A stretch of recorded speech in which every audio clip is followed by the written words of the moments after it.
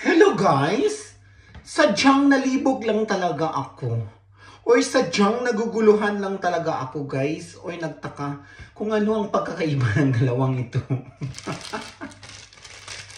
Bukod sa forma, ano ang pagkakaiba ng dalawang ito guys? Pareho lang naman siya talong. Buksan natin to guys. Ito yung talong. O diba? Talong na payat na mahabang talong. Tapos, ito naman yung pandak na matabang talong. Ito, pandak na matabang talong. Compare dito, guys.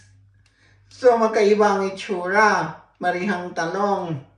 Pero mas mahal to, guys. 3 piraso. 190 sa Pilipinas. 190 pesos sa 3. Tapos samantalang ito, 80 pesos isang piraso. So alin ang naiiba? Aside sa itsura. Pero I think guys, ito mas masarap. Kasi mataba siya na medyo pandak. Ito naman medyo sakit-sakit kasi payat na mahaba. Abot hanggang bahay bata. Charot.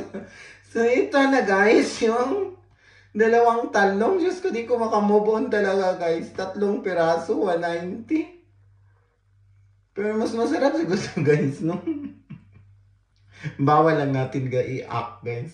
So ito. So guys, kung papipiliin kayo, saan sa inyo dito? Ito?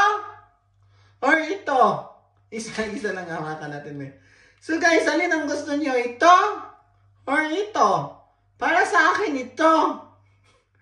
Kasi ito, abot hanggang may bata. Ito, hanggang pintuan lang. Charay! So, yan ang talong dito. Ito ang talong dito guys sa Denmark. Ito medyo mahal. Ito, mura. O, di ba?